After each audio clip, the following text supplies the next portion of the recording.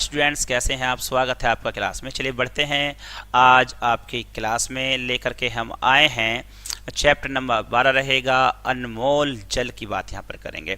यानी कि प्यारे बच्चों, आपको या सबको ये पता जरूर होना चाहिए कि जल हमारे लिए कितना महत्वपूर्ण है और इसका प्रयोग हमें किस तरह से करना चाहिए। हम क्या करते हैं, जाने अनजाने में, आओ में, भाव में, प्रभाव में हम बहुत सारी गलतियाँ करते हैं और व्यर्थ में हम पानी को बर्बाद करते रहते हैं। तो हमें किन किन बातों का ध्यान रखना है कि पानी को किस तरह से बचाया जाए और किस तरह से हमें इसका प्रयोग करना चाहिए। अगर हम इन बातों पर थोड़ा सा भी ध्यान लगा लेते हैं तो हमारे जीवन का जो अनमोल रतन है, यूं मानिएगा रतन ही कहूँगा मैं तो, क्योंकि अनमोल जल तो रतन की बात ही करता है, तो यह सबसे ज़्यादा ज़रूरी है। दूसरी बात यह सबसे अलग है और ये ऐसा है कि अगर ये नहीं होगा धरातल पर तो जीवन भी नहीं रहेगा। प्यारे बच्चों, चलिए देरी न करते हुए बढ़ते हैं आगे की तरफ। उठा लेता हूँ मैं अपना पेन, ये लीजिएगा, और शुरू करता हूँ।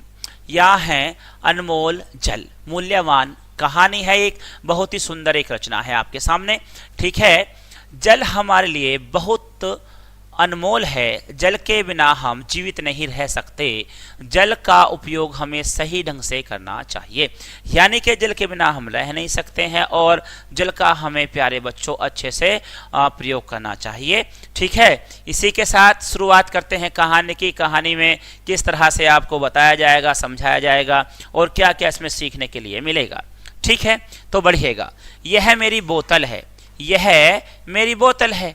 ये अब दो बच्चे हैं, दो बच्चों में संवाद होना शुरू हो जा रहा है। तो बच्चा कह रहा है यह मेरी बोतल है। अब वन नहीं नहीं, यह मेरी बोतल है। यहाँ पर अब दूसरा बच्चा कह रहा है नहीं नहीं, यह मेरी बोतल है। एक कह रहा है मेरी बोतल है, दूसरा कह रहा है मेरी बोतल है। अब ये दोनों है कौन? वंश और अंश पानी की बोतल के लिए लड़ रहे थे। कभी बोतल वंश के हाथ में होती तो कभी अंश के हाथ में। अब दोनों जो लड़ रहे हैं, एक कह रहा है मेरी है, दूसरा कह रहा है मेरी है। यहाँ पर मेरी मेरी हो रहा था, अब यहाँ पर दोनों में लड़ाई हो जा रही है। इसी बीच होता क्या है, छीना झपटी में बोतल का ढक्कन खुल गया और सारा पानी फर्श पर गिर कर बिखर गया। तो देखिएगा यहाँ पर प्यारे बच्चों, पानी की बोतल है, एक कह रहा है कि मेरी है, अंश कह रहा है मेरी है, वंश कह रहा है मेरी है। दोनों में बोतल को लेकर के अच्छी खासी छीना झपटी होती है और बोतल का उसी भी ढक्कन खुल जाता है और सारा पानी फर्श पर गिर जाता है। और ये फर्श होता क्या है, जो कमरों के अंदर जब कमरों को प्लान कर दिया जाता है सीमेंट और रेत के द्वारा, उसे वहां से चिकना कर दिया जाता है, वह आपका फर्श कहलाता है, जो समतल आपका भाग होता है, आपके कमरे का भाग होता है। इसके साथ ही आगे बढ़ेंगे। इतने में ही हिंदी की अध्यापिका ने कक्षा में प्रवेश किया। अब ये जब दोनों की लड़ाई यहाँ पर चल रही थी, तू मैं हो रही थी, तो उसी बीच में क्लास में अध्यापिका आती हैं विषय हिंदी की और उनको दोनों को देख लेती हैं। अब दोनों को देख करके आगे बढ़ते हैं। होता क्या है, चलिएगा आगे बढ़ेंगे। इतने में हिंदी की अध्यापिका ने कक्षा में प्रवेश किया। सब बच्चे डर गए। उन्हें लगा कि अब मैडम सब बच्चों को डांटेंगी। अब देखेगा, सभी बच्चे वहां पर डर गए हैं क्योंकि एक अध्यापक का आना क्लास में, तो लगता है कि यार अब यहाँ पर ये दोनों लड़ाई कर रहे थे, डांट हम सबको खानी पड़ेगी। इसी बात को सोचते हुए बच्चे डर गए हैं। ठीक है, आगे बढ़ते हैं। मैडम ने बच्चों से कहा कि उन्होंने यह अच्छा कार्य नहीं किया है। क्या कौन कह रहा है? शिक्षिका अंदर आई हैं और आकर के कहती कि ये जो कार्य बच्चों ने किया, अच्छा कार्य नहीं किया है, क्योंकि पानी बखेर दिया है। अब पानी बखेरने से दो नुकसान हो रहे हैं यहाँ पर। पहला, अनमोल जो जल है वो बेकार जा रहा है। दूसरी बात यह है कि जब पानी कहीं बिखरता है तो वहां पर अच्छा नहीं लगता है, एनवायरमेंट अलग सा महसूस होने लग जाता है। प्यारे बच्चों, पानी कितना बहुमूल्य और महत्वपूर्ण है, इसे व्यर्थ बहाना समझदारी नहीं है। आने वाले समय में पानी की कमी हो जाएगी। अब मैडम ने कहा कि ये जो पानी इन्होंने यहाँ पर गिरा दिया है, इसे घेर दिया है, ये अच्छी बात तो नहीं है, और जो व्यर्थ पानी बह चुका है बेकार ही जा रहा है, किसी के काम का है नहीं। ठीक है, और आने वाले समय में अगर आप ऐसी ऐसी गलती करते रहे तो ये बहुत बड़ी समस्या एक दिन बन करके तैयार हो जाएगी। ठीक है, रीना ने पूछा। अब ये एक रीना छात्रा है क्लास में, उसने पूछ लिया, मैडम पानी के बिना हम जिंदा कैसे रहेंगे? ये रीना ने पूछा।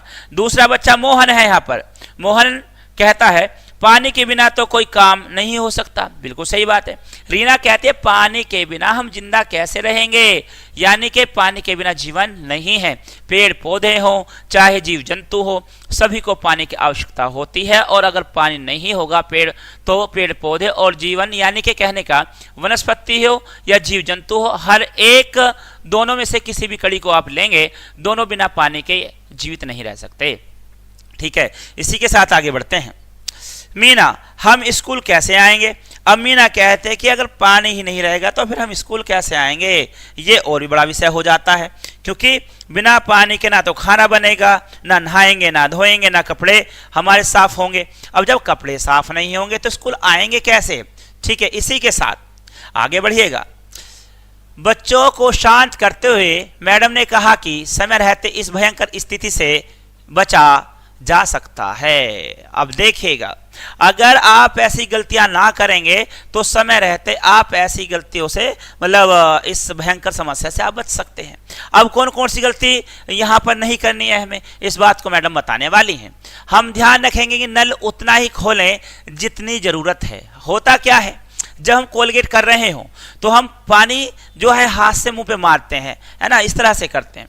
अब होता क्या, वहां पर टोटी खुली रहती है, नल चलता रहता है। पानी की जरूरत थी हमें 1 गिलास 2 गिलास की अधिकतम, लेकिन हम वहां पर काफी सारा पानी बर्बाद कर देते हैं और टंकी खुली छुड़ी रह जाती है आपकी।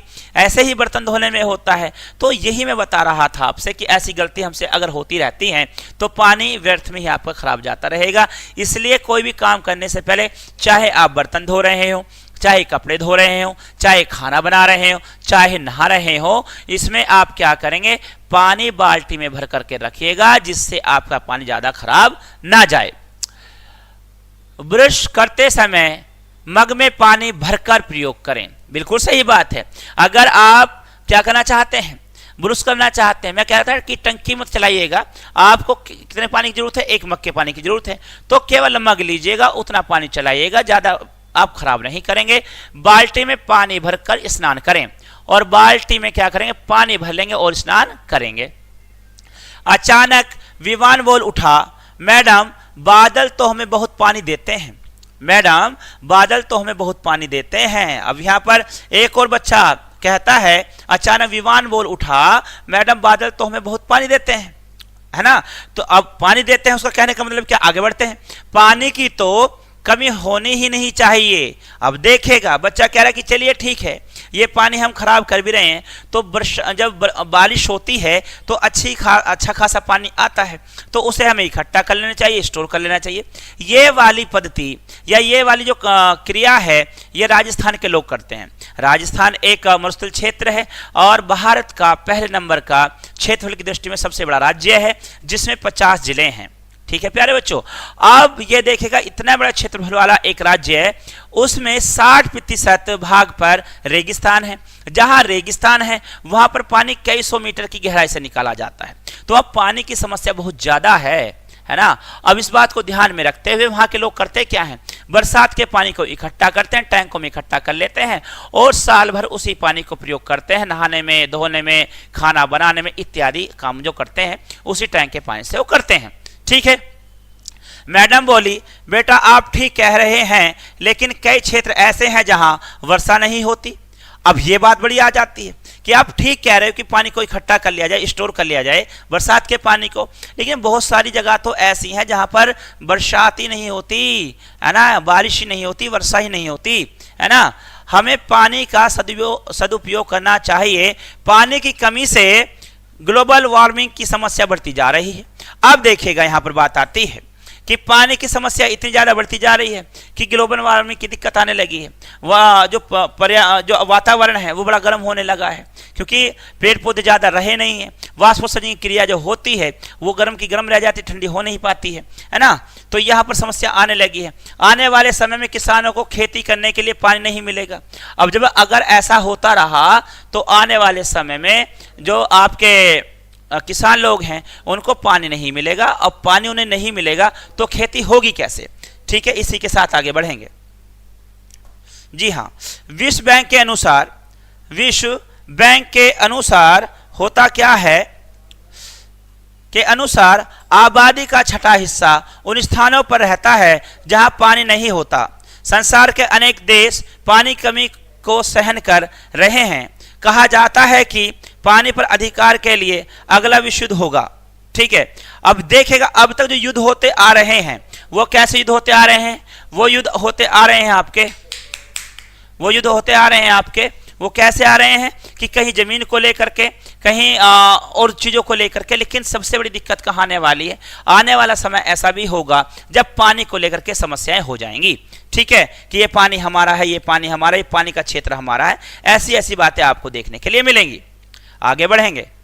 इसी के साथ चुपचाप बैठा आदित्य बोला। अब चुपचाप बैठा आदित्य क्या बोलता है?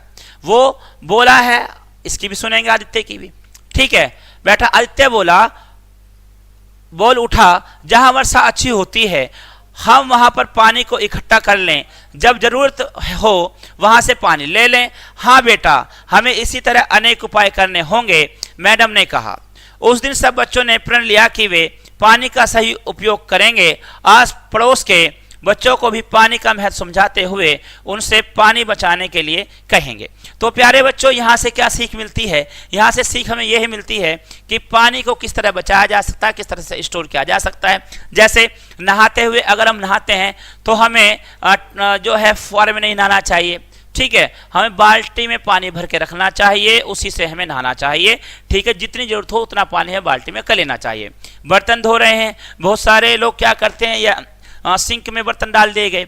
ठीक है, उनको धीरे धीरे धोते हैं, लेकिन पानी बराबर चलता रहता है, कंटिन्यू पानी चलता रहता है, पानी बहुत सारा वेस्ट हो जाता है। बर्तनों में जितना पानी नहीं लगना चाहिए उसका कई गुना पानी वहां पर खराब हो जाता है। प्यारे बच्चों, इसी तरह से हमें जब नहाना चाहिए तब भी पानी का ध्यान रहे, कपड़े धोते हुए हमें यही काम करना पड़ेगा। सभी जगह पानी का हम हिसाब रखेंगे तो आगे चलकर पानी की समस्या नहीं होगी। तो यही आपकी बात है। अब बात की जाए कि पानी की, यूं तो धरातल पर, पृथ्वी पर 71% पानी है ना? कितना पानी? 71% पानी है। लेकिन पानी उसमें से केवल 2% ऐसा है जो पीने योग्य है, जो आपका धरातल में मिलता है, नदी नालों में मिल जाता है, नदियों में, झीलों में मिलता है, या आपका भूमिगत जल होता है जिसे आप पी सकते हैं। बाकी सारा पानी आपका खारा पानी होता है जिसे आप पी ही नहीं सकते। ठीक है, और जितने भी समुद्र हैं वो सभी खारे पानी से बने हुए हैं या खारे पानी के समुद्र हैं। ठीक है, इसी के साथ हम आगे बढ़ते हैं, शब्द अर्थ लेते हैं, बड़े महत्वपूर्ण है। फर्श, जमीन। ठीक है, व्यर्थ, बेकार का मतलब होता है शांत, चुप, भयंकर, डरावना, सदुपयोग, अच्छा उपयोग, प्रण, प्रतिज्ञा, महत्व, कीमत, अध्यापिका, शिक्षिका, अचानक, एकाएक, उपाय, तरीका, पानी, वर्षा। तो प्यारे बच्चों, ये था आज का आपका चैप्टर। ये आपको कैसे लगा, इसको आप अच्छे समझेंगे। इसी के साथ मैं सोच रहा हूं कि कुछ मौखिक क्वेश्चन रहते हैं आपके, उनको भी करा दिए जाएं। ठीक है,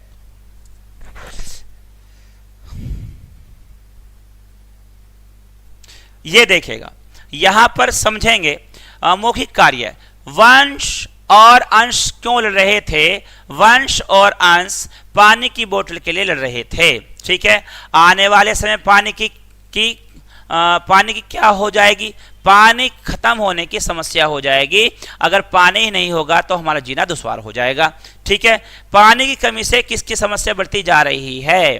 पानी की कमी से किसकी समस्या बढ़ती जा रही है?